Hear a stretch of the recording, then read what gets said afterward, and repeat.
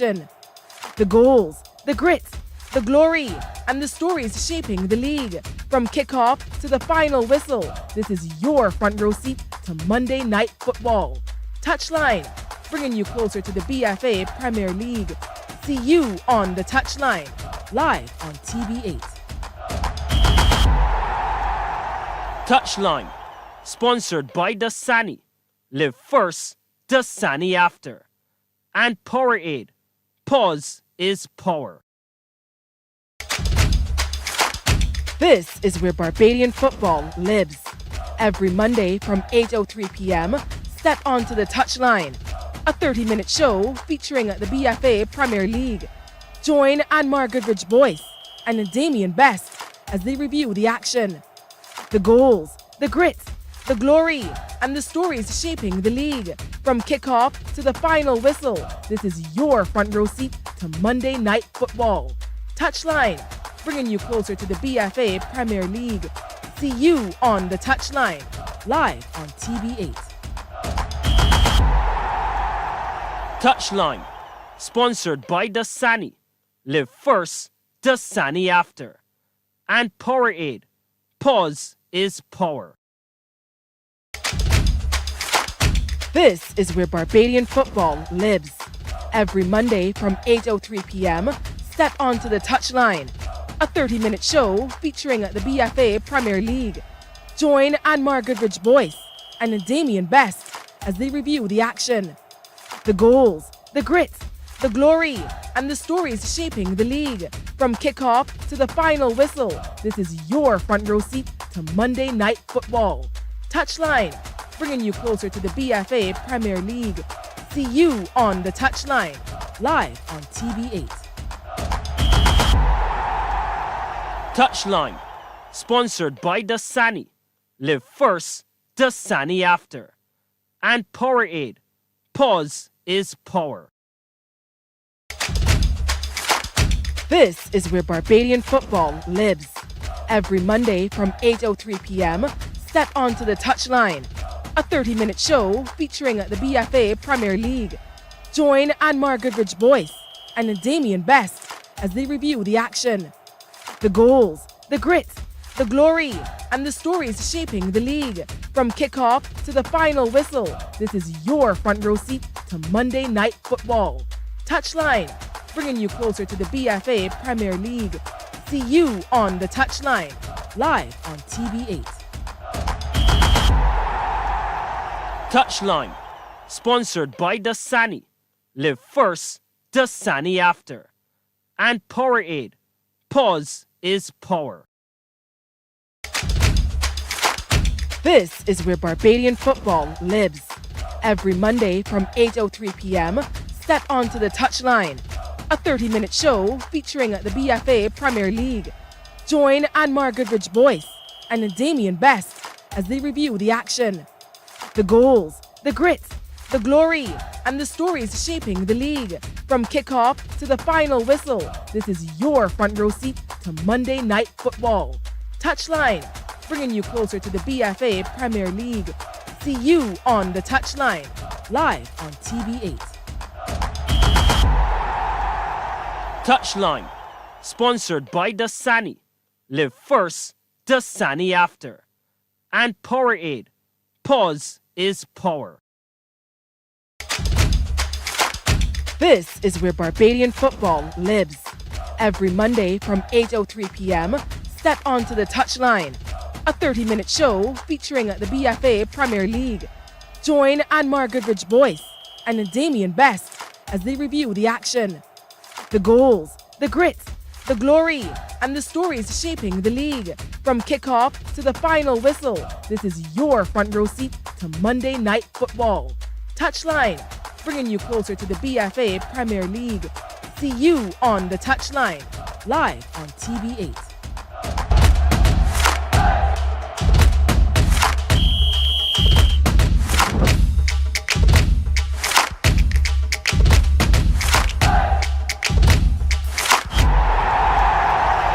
TouchLine, sponsored by Dasani.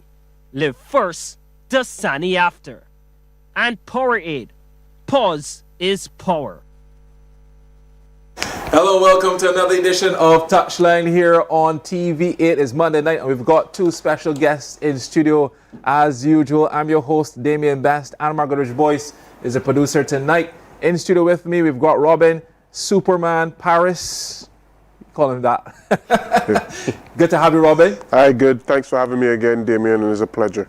Yes, and we've got a new face on our program tonight. It's Kevon Clark. He is a BFA and FIFA accredited referee. Thank you so much for joining us tonight, Kevon. You've got a lot to explain about a lot of different areas that a lot of fans get a little ticklish about, but it's good to have you.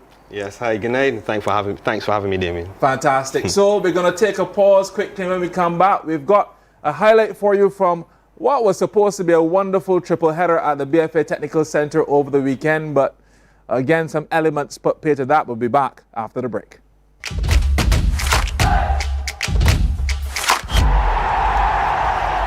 Touchline, sponsored by Dasani. Live first, Dasani after. And Powerade. Pause is power. Welcome to Nature's Discount, the ultimate health food store. At Nature's Discount, we have thousands of quality products at great prices. Hi guys, Dottie here with Nature's Discount, and today we are talking about Solar Ray, microbiome, probiotics, and why you should be taking them. And we have well over 3,000 amazing products to help you get healthy. For your Touchline, sponsored by Dasani. Live first, Dasani after. And Welcome back to Touchline here on TV8. It was supposed to be a triple header at the turf, as I mentioned before, but we only had one completed fixture. It is, of course, Bagatelle taking on UWI Blackbirds. Opening fixture, Bagatelle playing UWI Blackbirds in the white and black. Early chance for Roger Collins off the defender and away. The Blackbirds still hunting. Corner kick towards the back post. 2 bites. Make that 3 bites at the cherry. Johan Goddard pokes it in. Referee and his assistant confirm 1-0 UWI on 21 minutes. I'm not sure how to describe this next passage of play, but UE made a real mess of clearing the danger in the 32nd minute. Torian Joseph couldn't believe his luck. Right place, right time. We're tied at 1 apiece. The game drifted for a long period of time, and just when it looked like it would end in a stalemate, Collins airdrops this ball on a platter for a substitute Xavier Archer. Free header 5 minutes into injury time at the very end of the match. UWA Blackbirds snatched the 2-1 victory over Bagatelle and 3 precious points. You can see what that meant there to UWA for good reason. They lift themselves out of trouble close towards that drop zone in the BFA Premier League table. As I mentioned before, we've got Robin Paris and, of course, Kevon Clark in the studio with us. We're going to start with you, Robin. It was supposed to be a triple header at the turf last night. A big day for Paradise, Weymouth Wales, Britain's Hill, all the teams involved, and Kickstart Rush, of course. We only had one fixture, and because of smoke in the nearby area, we got one fixture complete. That was the UE Blackbirds taking on Bagatelle. Let's start with that first up. Good points for UWI. Yeah, definitely good points. Before the game played this weekend for UWI Blackbirds, they were third from the bottom, languishing a bit close. So those points would have given them a big boost going in to the other fixtures. Again, Blackbirds, they haven't been playing consistently well, but they still managed to get the 3 points, which is important. So they've lived to fight another day. Bagatelle, however, obviously will be a little disappointed with the result. It could have gone either way for the teams. Obviously, UE would have capitalized on their chances. Yeah, most definitely. Yeah. And that game in particular is interesting for Bagatelle, who would need to continue winning in order to keep themselves out of that drop zone, as well as UWI elevate themselves, as I mentioned before. So interesting for Bagatelle as well. Correct, and within the last week we saw Pride of Gar Hill in the drop zone, but with some couple victories they were able to get out of that. So now UE is trying to climb out of it. So each game brings a different result, and it helps the teams to just climb to safety and change things at the bottom. So the teams need to be careful. Obviously, Wharton and St. Andrew Lions will be there for a while. But the third team from the bottom will always change depending on the results of the games and, you know, who wins and, you know, scoring goals, etc. Yeah, most definitely. No, obviously we had a change of conditions in the second fixture, that key game between Paradise and Britain's Paradise, of course, is looking to climb above Weymouth Wales, the top of the standings. 33 points, I think it is, and difficult to continue on up to the halfway mark. We're going to turn to Kevon now. The playing conditions changed in that second fixture. What process do you go through in order to determine this can't go on? Well, I think it's always important to remember that the most important or critical thing for us as referees is the players' safety. Especially on Sunday night, you could see that after the first game, with the fire that was affecting the area, the conditions, like you said, changed drastically. And at that point in time, it's always important to have a conversation, not just between ourselves as referees, but also the stakeholders of football, the various members of the BFA, whether it be the match coordinator that's involved, the referee management, whatever the case may be, so that we can make sure, again, that the players are protected and that we do what's in the best interest of the players. Yeah, most definitely. And I understand that that fixture will be replayed from the start of the game and not from the halftime interval. Clarify a little bit about that. Yeah, so that decision comes down to BFA management, obviously what's posted in the competition rules. So I guess based on the competition rules that the BFA would have sent out before the beginning of the season, that's the procedure that has to be followed. I think it probably does offer both teams the best of what happened, because the players can come back, they're refreshed, they can start from the beginning. And I think it's probably what's best for football in that situation. Yeah, definitely. How do you guys prepare for this season? I mean, this season has been a roller coaster of emotions for a lot of the football fans across Barbados. You guys have to be pinpoint and very, very accurate in some instances. I know you're going to get your heat. Normal things are going to happen. How do you guys prepare? Preparation for us normally takes maybe about 2 months or so before any competition starts. It starts with a lot of physical training in terms of getting our bodies prepared for competition. And the BFA this year in particular, they would have made a decision along with the talent management committee to use a particular group of officials for the Premier League. So you'll have noticed this year there's a lot smaller cadre of officials doing the Premier League. And part of the reason for that is to allow us to train properly and match what is done on international standards. So we're in a situation where the Premier League panel only does 2 games a week, and then we have to dedicate 4 other days towards our training, whether it's gym, recovery, strength training, whatever the case may be, so that we can try to bring ourselves towards what's expected for international standards. And that's another thing too, you're being assessed every game. Yes, that's correct. I mean, a lot of people don't understand it, but you go back and it's like a headmaster watching the students run around up and down. Tell us about that aspect of it. Yeah, it's really important for us as officials as well, because it gives us a chance to do some reflection on what would have happened throughout the game. A lot of persons may not believe it, but sometimes what you see happening in a game going at high speed, different angles, you can see things pretty differently when you come off of the field and you get a chance to assess what would have happened in a game. So we do have that process where we are assessed, some assessments which are being led by our technical instructor, Mr. Trevor Taylor. And it gives us a chance to come after the game, see what we've done, obviously using some of the angles from the Caribbean Broadcasting Corporation as well as FIFA Plus. And our technical instructor has also taken the initiative to get himself another camera as well to give us some more angles. So it's good for us to look back, see what we've done wrong, see things that we can go back to training, apply, correct them, and try to give the football exactly what it needs. Yeah, definitely a tough job. Robin, let's get back to the football a little bit. We're going to get back to Kevon as well, about some of the other things in football that we're seeing. This is a particular interesting game in terms of Bagatelle and going forward. They've got Wharton to come up against, and I think Pride of Gall Hill in the next 2 fixtures.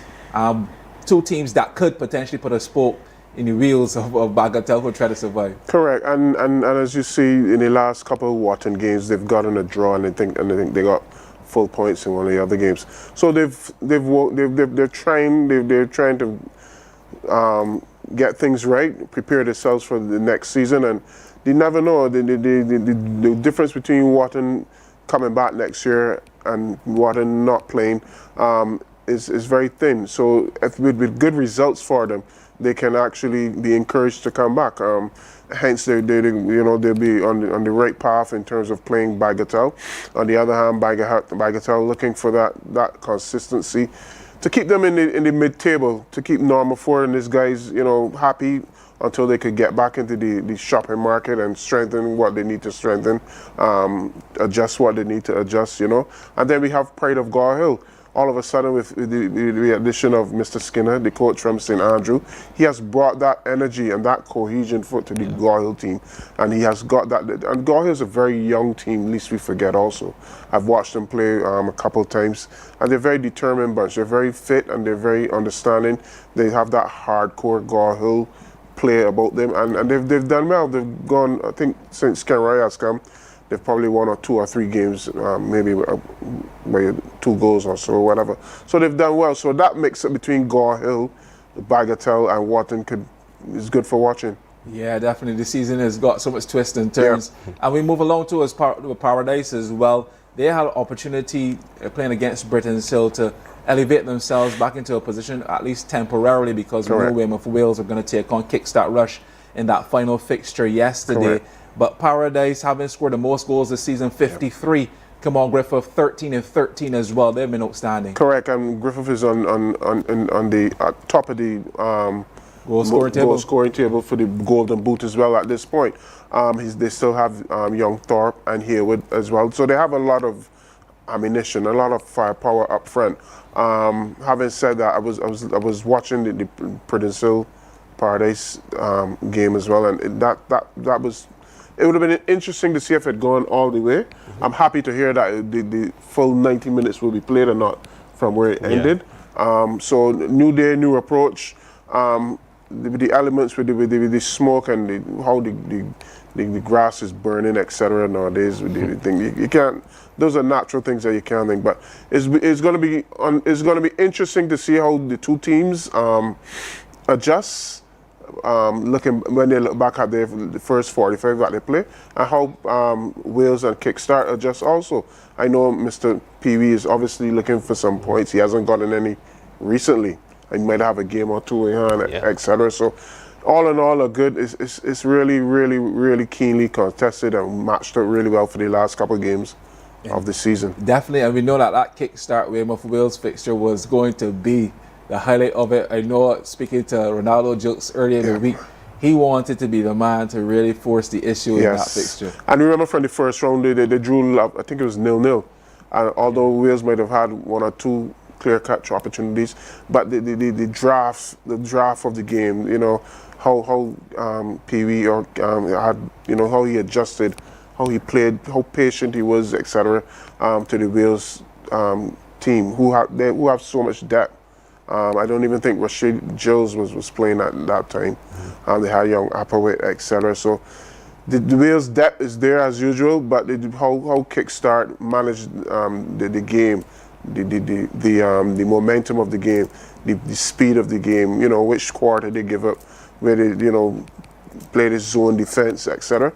So it would be a good game to watch from a tactical point of view, in my opinion. Yeah, definitely. It would have been blockbuster. Kevin, let's look at the regional level as well. We saw Weymouth Wales last year go on to play at the regional level. From your vantage point, you've seen a lot of fixtures at that level. How much does the game, transcend in terms of Premier League up to that level? And how sharp do you guys have to be, in particular, even more so with a lot at stake? Well, for us, what's important is that what we do at home is exactly what we practice in international games. And in terms of relating that to what Weymouth Wales would have done at a competition level, obviously we would have seen last year the level that they would have played at in the Caribbean Club Championship, Club Shield, sorry. I think, as persons would have said, their depth. And I think that they have a lot of experienced players, and that argues well for them at the international level. So in terms of that, I think we have a couple of teams, not just Weymouth Wales, who can represent us fairly well at the international level, or at least at the regional level. So it means that our preparation here at the local level needs to match exactly what's happening at the international level. So again, it comes from just pre-tournament preparation from 2 months out, but then it just comes from general preparation as well, because as well as being prepared for the Premier League here, especially the international referees, we have to be ready for our appointment at a moment's notice. Sometimes you can get an email today and leave tomorrow. So it's just a matter of being prepared all the time, making sure that you're up to date with the laws of the game, watching a lot of games internationally so that you can take in whatever information is coming down from FIFA through CONCACAF, then down here to Barbados, and just being ready. Yeah, people might enjoy life in a suitcase. Kevin, talk to me about that in particular. When it comes to FIFA appointments and overseas work, how many referees do we have right now traversing the region and getting that kind of work done? Yeah, so fortunately we have 4 assistant referees who are on the FIFA list right now. Myself, Angelo Doyle, Abigail Brathwaite, and JSL Louison. And we also have a center referee in Cleon Cully.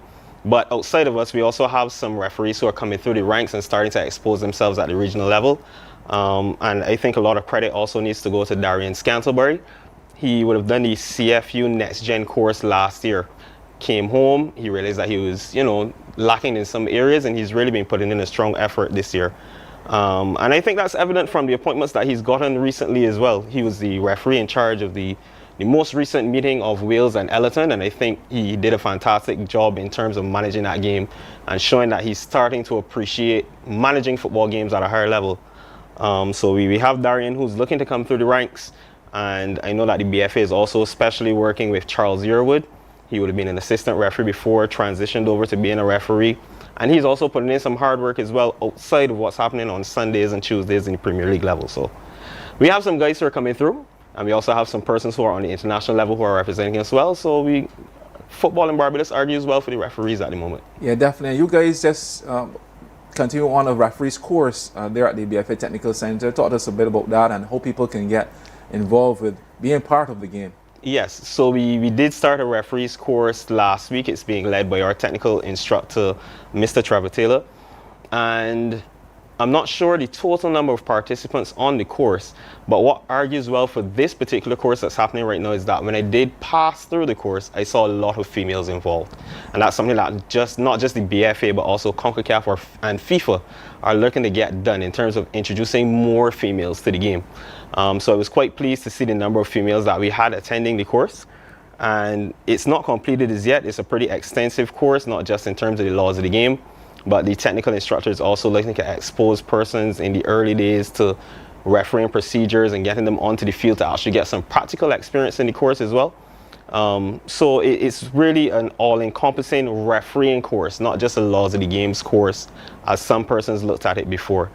I think there's still quite a number of days left. It's just a matter of getting in contact with the referee's manager, and I'm sure that he will make all the information available to participate in the course. Fantastic. Now you said all of that, we want to put your eagle eye to work, because we had a situation over the weekend, and it's not in the BFA Premier League, but it's more international in the English Premier League.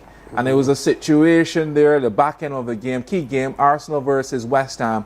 And this situation right here on our screen, we asked the guys to put it up for you. And you're very familiar with what transpired here. I want to give the viewers a chance to chime in and take a good look at it. Walk us through what happened here. Yeah, I mean, it was a pretty big talking point this weekend, obviously. The importance of the game as well. One team trying to win the Premier League, another team trying to stay into the Premier League. Very interesting situation. But I think at the end of the day, with the intervention of the video assistant referee protocols, I think the referee got the decision right. And I think most football fans do think that the decision was correct. I think persons who disagree with the decision are those who are controversially involved in whether Arsenal will be winning the league or whether Tottenham is going to get demoted. Welcome to Nature's Discount, the ultimate health food store. At Nature's Discount, we have thousands of quality products at great prices. Hi guys, Dottie here with Nature's Discount, and today we are talking about Solar Ray Microbiome Probiotics and why you should be taking them. And we have well over 3,000 amazing products to help you get healthy. For your health tips, tune in to CBC TV 8 every Monday, Tuesday, and Thursday for Nature's Discount, sponsored by Get Healthy Incorporated. 98.1 The One. Your number one party station. With an audience from 18 to 40, we keep you engaged, energized, and entertained. Choose 98.1 FM, The One.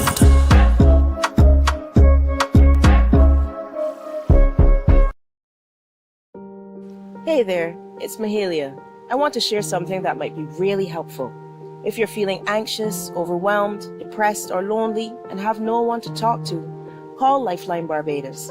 We all face struggles at times in our lives. You're not alone. There's no need to feel ashamed or embarrassed. It's okay to reach out for support.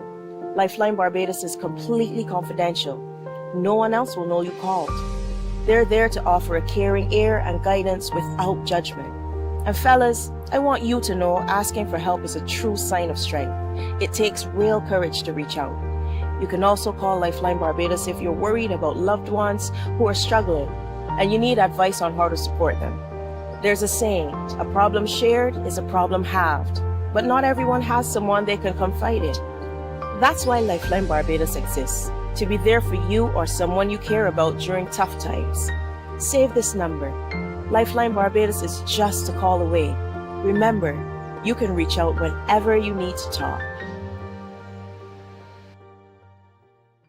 Books open your heart, your mind, and your soul. They are educational, entertaining, inspiring, and motivating. And there's persons recommending that you do take a look. Right. You know, it's probably highly advised to at least have the look. It doesn't mean that when you go to the screen you have to change your decision, right, because you may not find enough evidence for a clear and obvious error, right, to change your decision. But especially in a game like this, obviously, as I said, the importance of the game, it was good that the referee went over and he had a look and he saw exactly what he was looking for to arrive at the correct decision. Okay. Do you agree that this was the biggest VAR call in the Premier League? I think so. I think this year, this particular incident as well, because everybody discusses how much contact Arsenal players have with goalkeepers, especially from the beginning of the season. So I think this decision in itself, with controversy involved, the importance of the game, I think the referee showed a lot of class to go over to the screen. It's always hard to know that you've gone and maybe you've seen that you've made an error, you know, but it takes a lot of guts to go to the screen, realize you've made an error, and come back and give the game exactly what it needs. Yeah, pressure always on. Thank you so much, Kevin, for the explanation. Time to take a pause. And when we come back, more analysis here on Touchline.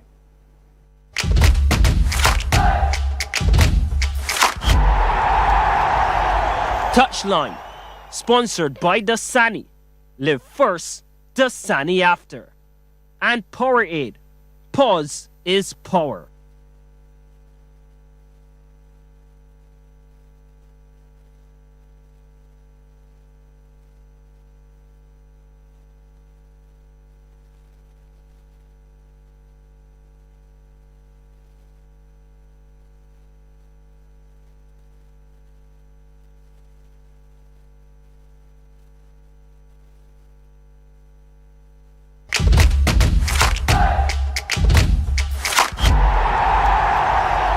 Touchline, sponsored by Dasani. Live first, Dasani after. And Powerade. Pause is power. Welcome back to Touchline here on TV. Interesting discussion. Kevin Clark is here.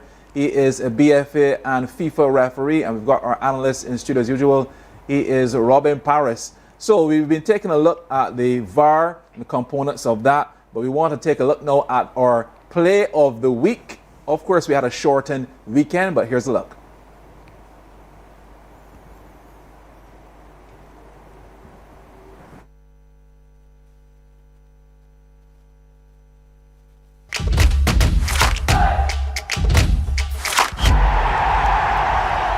Touchline, sponsored by Dasani. Live first, Dasani after. And Powerade. Pause is power.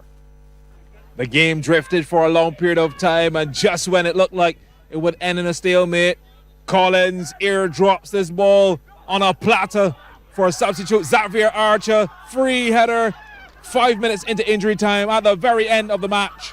UWA Blackbirds snatched the 2-1 victory over Bagatelle and 3 precious points.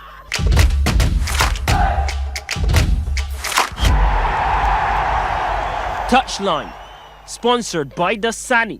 Live first, Dasani after. And Powerade. Pause is power.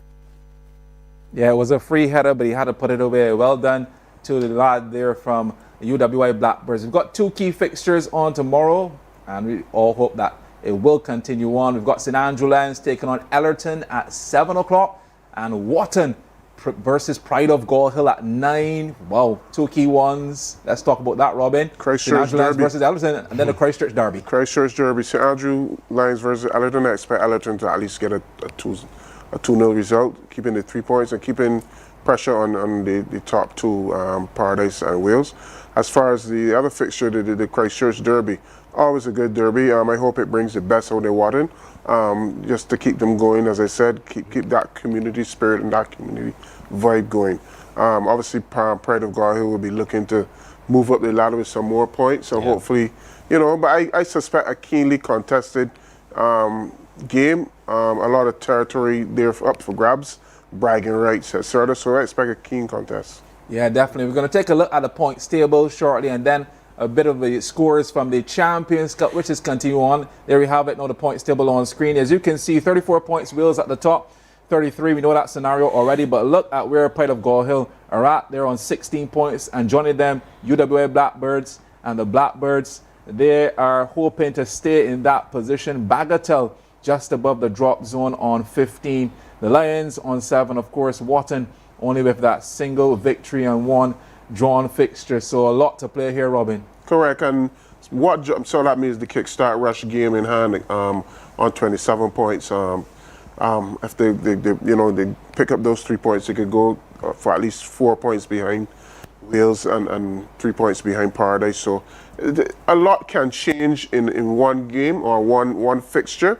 Ellerton, Pride of Gall Hill, they keep climbing up the ladder as we spoke about. Yeah, just to note before I cut you off, is Pride of Gall Hill just needs a point ready to secure their passes through to next year as well, because mathematically St. Andrew Lions will have to win all the remaining fixtures. They will only land on 16. Correct. So as you can see, as you said, 1 more point on Gall Hill could be saved, but I think for consistency purposes and getting that winning formula going, they would need to just keep playing well, keep playing together as a team. And they're a young team. They're still developing. They're still developing that culture that they have. And I'm happy to see Gall Hill, with Coach Skinner keeping things together. Yeah, fantastic. I want to say thanks so much to our guests in studio tonight. Half hour up and done. Wow. Kevin Clark, brilliant to have you in, sir. We look forward to seeing you throughout the summer. And you can explain a lot, because we've got a big tournament coming your way, the FIFA World Cup around the corner. But good to have you in. And of course, Robin Superman Paris. Thanks so much for joining us, folks. Another edition of Touchline here on TV. Until next time, it's goodbye.